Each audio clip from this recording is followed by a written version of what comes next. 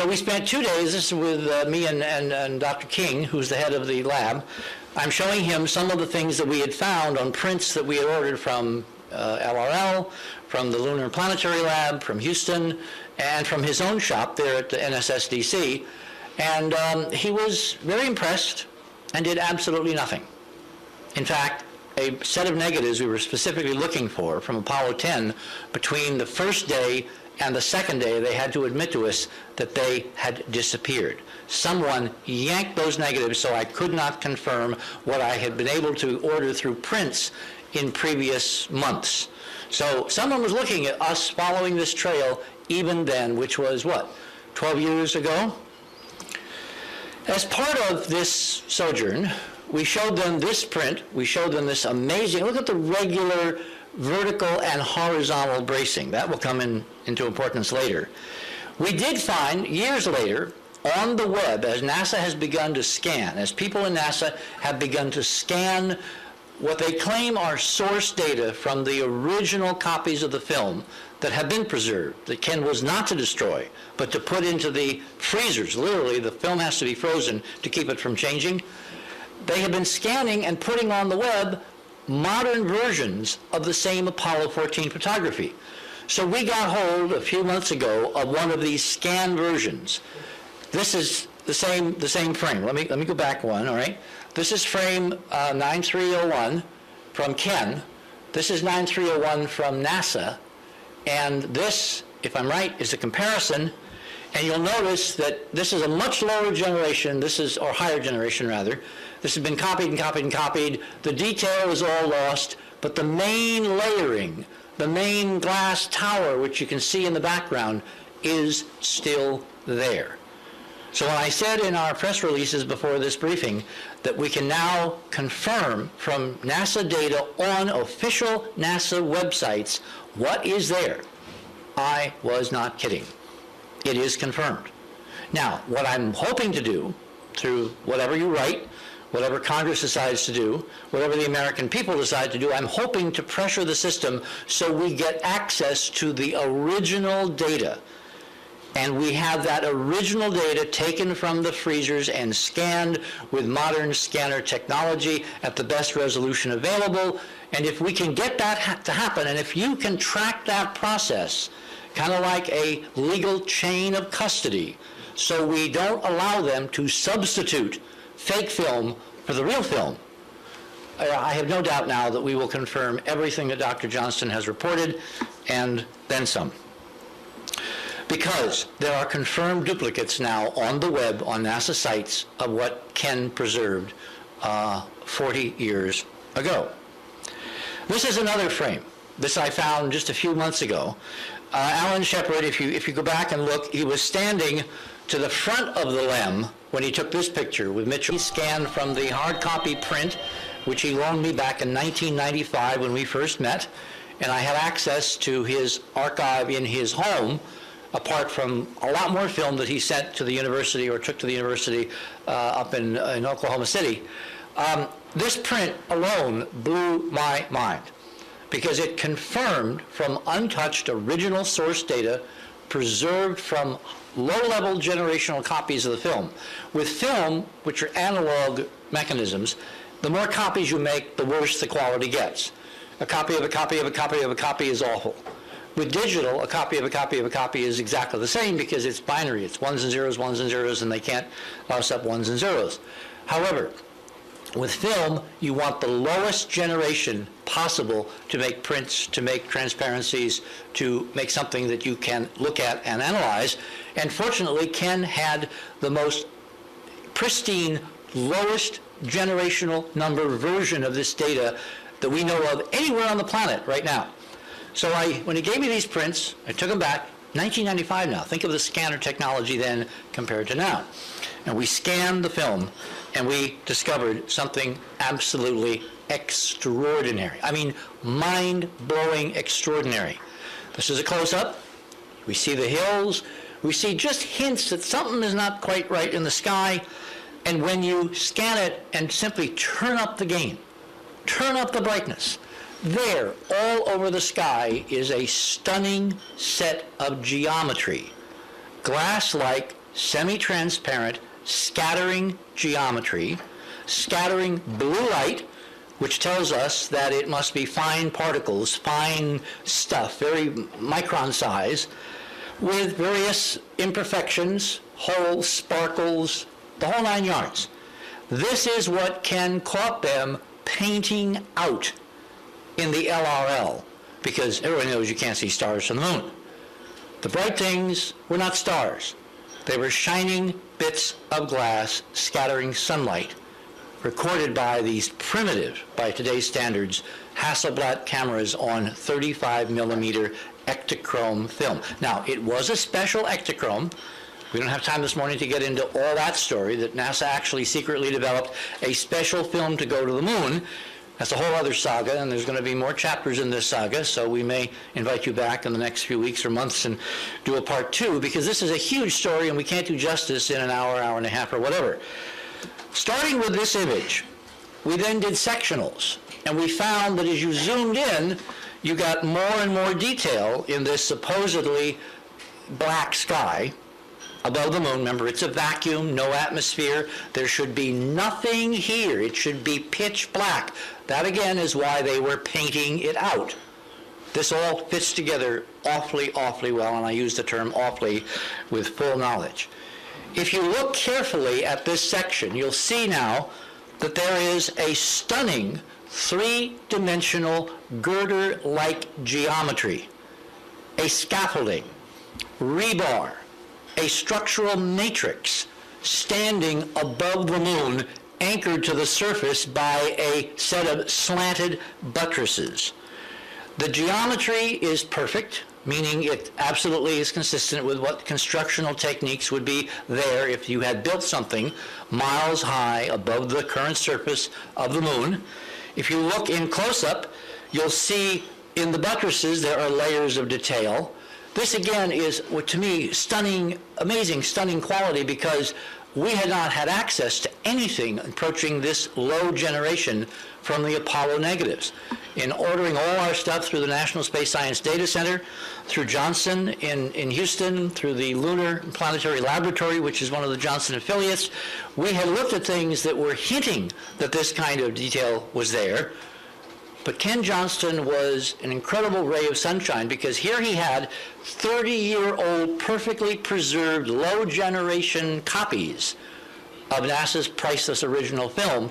And all over this film, we saw astonishing evidence of architecture on the moon that did not belong there.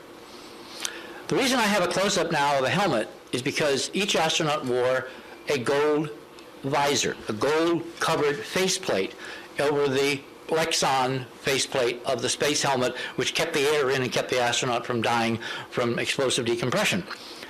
All these years we have been told by NASA that, oh, this faceplate is designed to protect them from sunburn, from ultraviolet, from being burned. Well, I, along with everybody else, took NASA's word and never did my homework.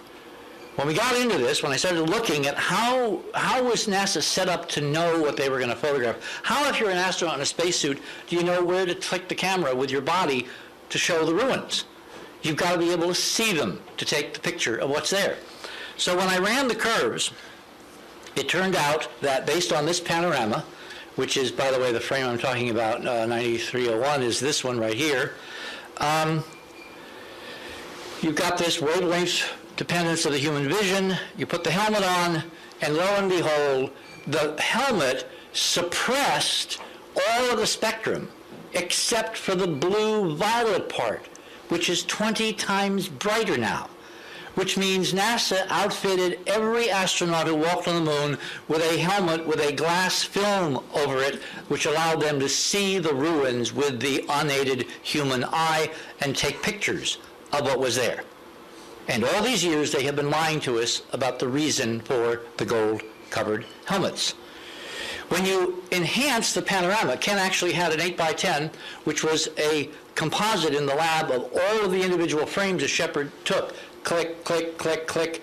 If you look at the entire sky above the lunar landscape, there were stunning ruins all over the horizon, 360 around.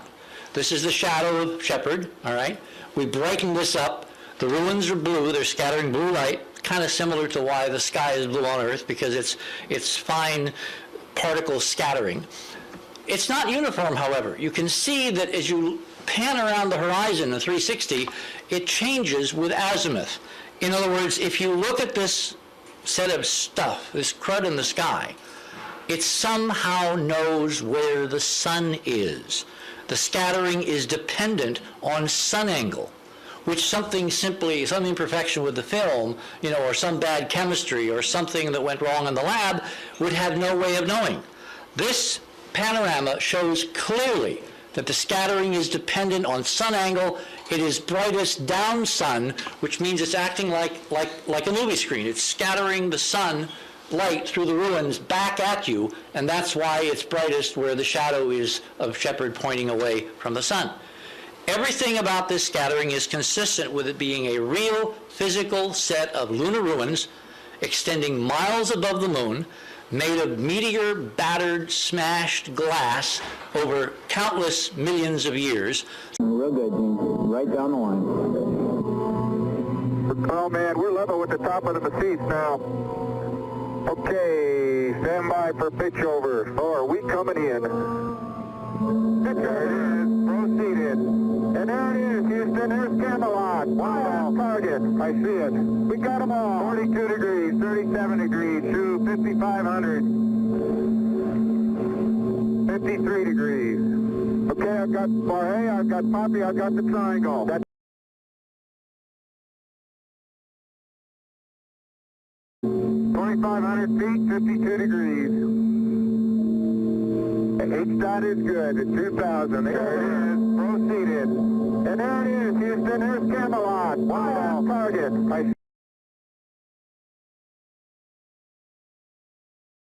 see it. We got them all. 42 degrees, 37 degrees, to 5,500.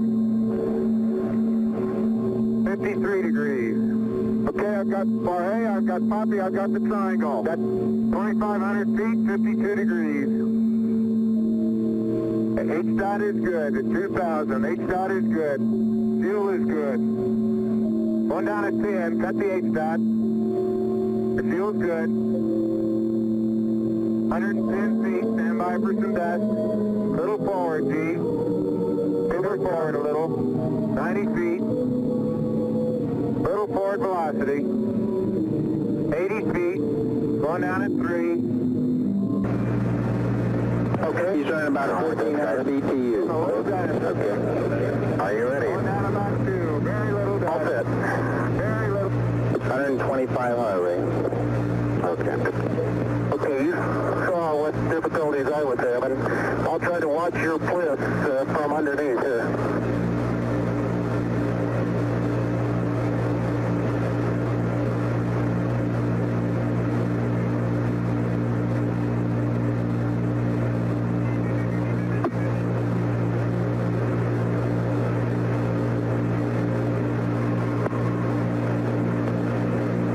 The backup camera is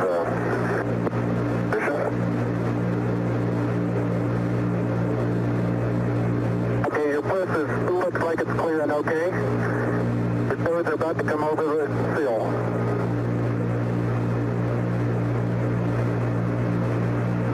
Okay, now drop your bliss down. There you go, you're clear. And laterally you're good.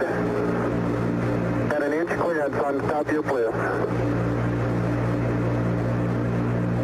Okay, you need a little bit of arching of the back to come down.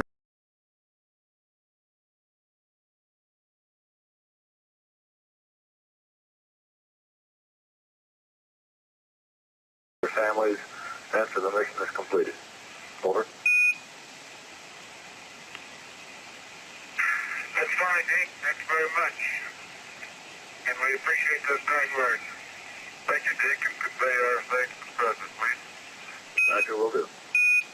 I don't think Stu got this, but we'll see he gets it later. Okay. Okay, you ready?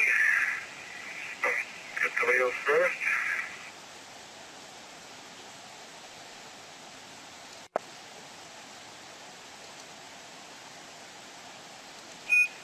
Okay, we're at the time swinging out back around. Okay. Bruce, what was the zoom setting you wanted? Okay, let's try about 45 there. We'd like to get the flag in at the right extremity and the plus Y, if we can, at the left extremity. Hold that. And left about 2 degrees. Left 2 degrees.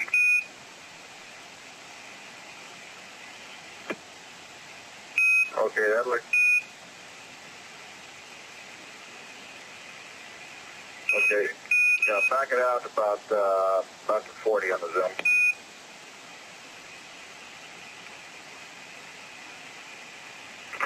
Okay, that's good. Okay, Al and Ed, if we could get you both in the field of view there for a minute, we've got a message for you.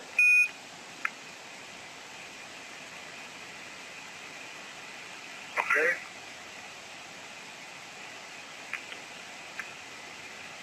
Okay, you're looking lovely, troops. Why don't you take a pair and let me pass a message to you? Okay, okay. Okay.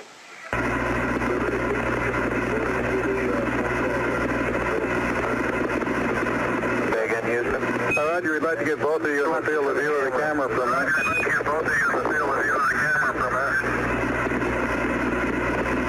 Neil and Buzz, the President of the United States is in his office now and would like to say a few words to you. Over. Would be an honor. Go ahead, Mr. President. This is Houston out. Hello, Neil and Buzz. I'm talking to you by telephone from the Oval Room at the White House. And this certainly has to be the most historic telephone call ever made. I just can't tell you how proud we all are of what you do. For every American, this has to be the proudest day of our lives. And for people all over the world, I am sure they too join with the in recognizing what an immense feat this is. Because of what you have done, the heavens have become a part of man's world. And as you talk to us from the Sea of Tranquility, it inspires us to redouble our efforts to bring peace and tranquility to Earth. For one priceless moment in the whole history of man, all the people on this earth are truly one. One in their pride in what you have done, and one in our prayers that you will return safely to Earth. Thank you, Mr. President. It's a great honor and privilege for us to be here representing not only the United States, but men of peace of all nations, and with interest and a curiosity and with a vision for the future. Honor for us to be able to participate here today. And thank you very much, and I look forward, all of us look forward to seeing you on the Hornet on Thursday. Look forward to that very much, sir.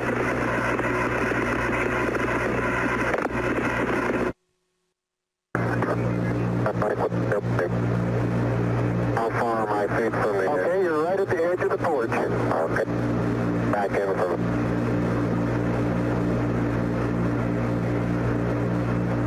Small little foot movement. Porch. Arching in the back. Moment comes up and clears the bulkhead without any trouble at all. Looks good.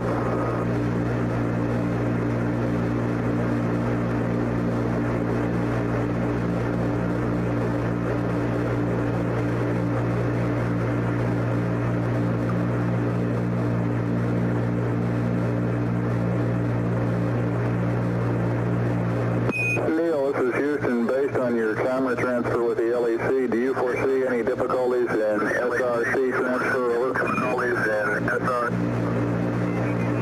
Negative.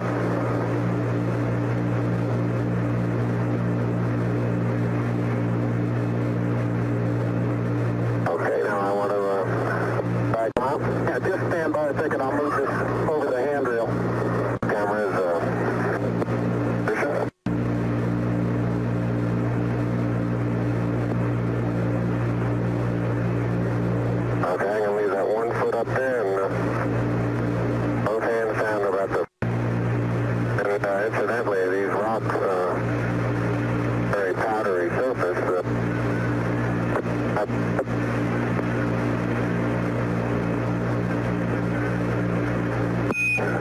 please, Buzz. You're cutting out. And here's some please, Buzz. I say that the rocks are rather slippery. Roger.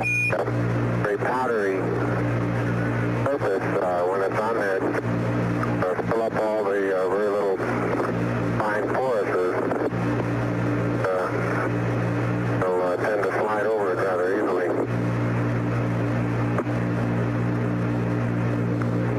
Capcom flight. Good flight. He's taking the cover off the Mesa now for the TV camera. Okay. And network just inverted the picture to in preparation for moving it. Nice bit. Picture area.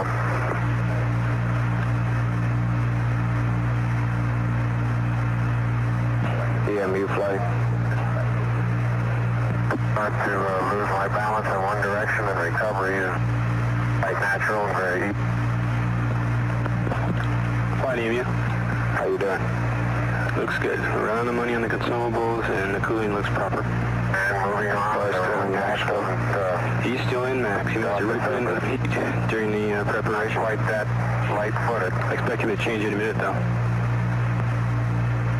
And I have the insulation off the Mesa now. The Mesa seems to be in good shape.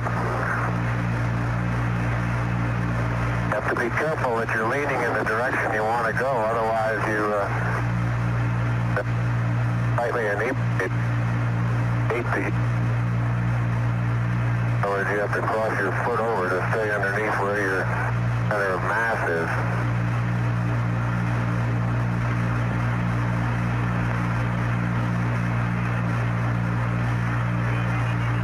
Neil, didn't I say we might see some purple rocks? Find the purple rocks? Yep.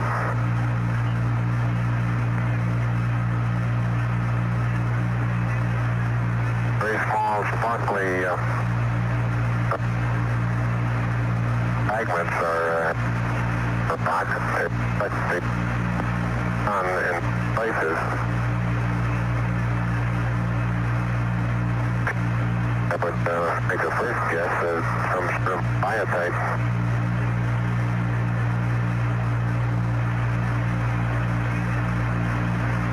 We'll leave that to the further analysis.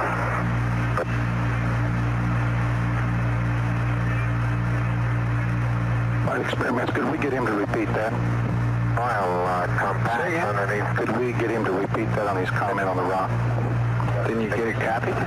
No, negative. This is Captain. He told me like he said he thought it was biotype, but he'd leave it for people to figure out how to Roger. Quarter of an inch.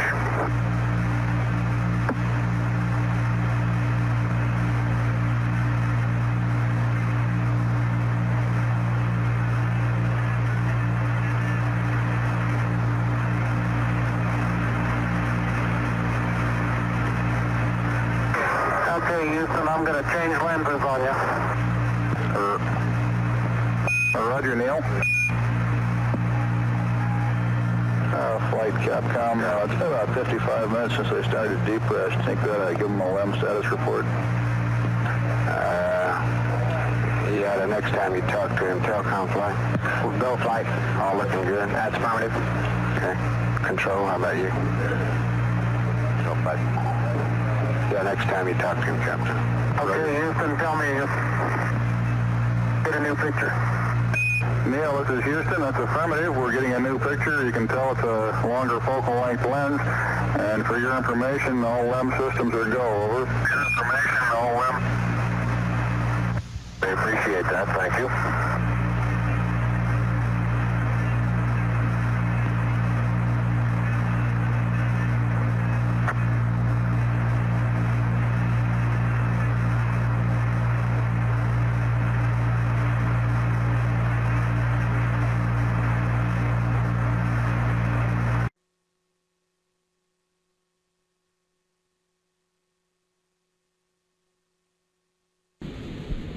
That's a big mountain when you're down here looking up, isn't it? My, oh my. That's as big a mountain as I ever looked up.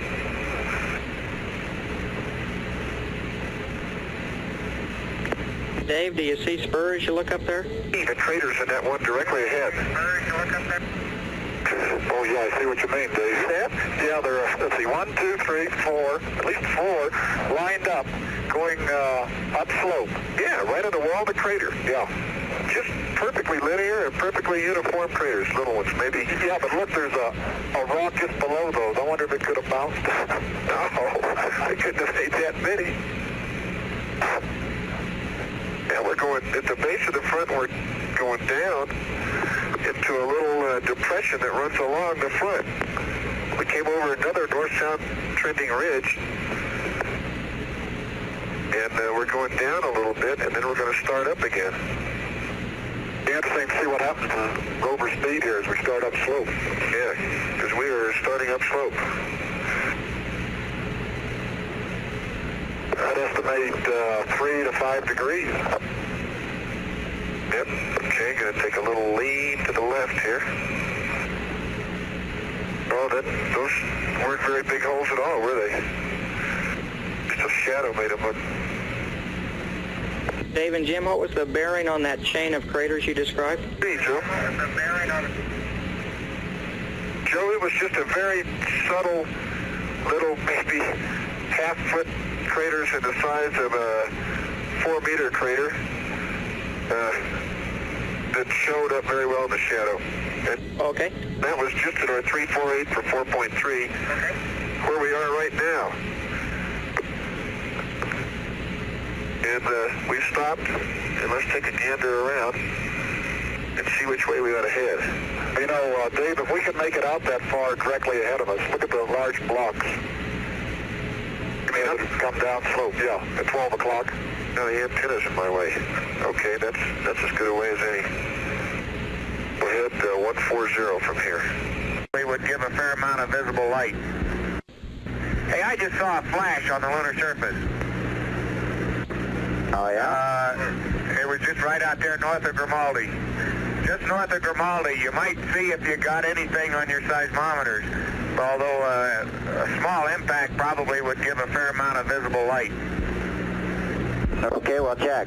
It was a bright little flash right out there near that crater. See the crater right at the edge of Grimaldi? Then there's another one north of it. Fairly sharp one north of it is where there was just a pinprick of light.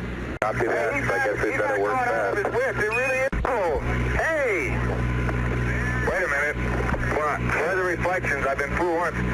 There is orange soil. Well, don't move it till I see it. It's all over. Orange. Don't move it till I see it. I've stirred it up with my feet. Hey, it is! I can see it from here. It's orange. Wait a minute, let me put my visor up. It's still orange. Sure it is. Crazy. Orange. I've got to dig a trench, Houston. Copy that. I guess we better work fast. It really is. Same color as these. Temperature on the stuff is about 100 temperature on the stuff's about 102. It's almost the same color as the LMP decal on my camera. Fantastic, sports fans. It's trench time. And mark it. Copy that.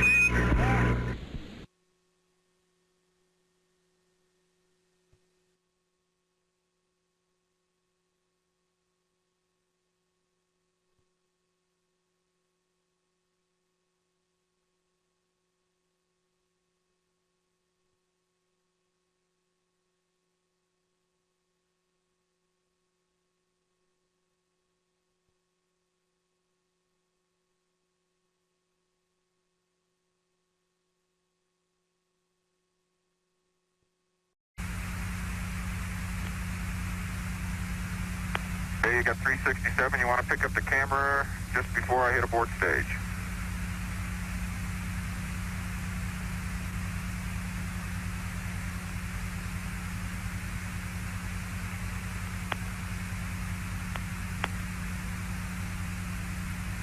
Camera's not going to run without me holding it. The average D, 20 seconds. Ah, shoot. Okay, let's get off. Forget the camera. Okay, 10 seconds. 10 seconds. Abort stage pushed. Engine arm is that. Okay, I'm going to get the pro. 99, proceeded, 3, 2, 1, ignition. Right away, Houston. Vector good. Ag thought. Pitch over. Roger, you have good thrust.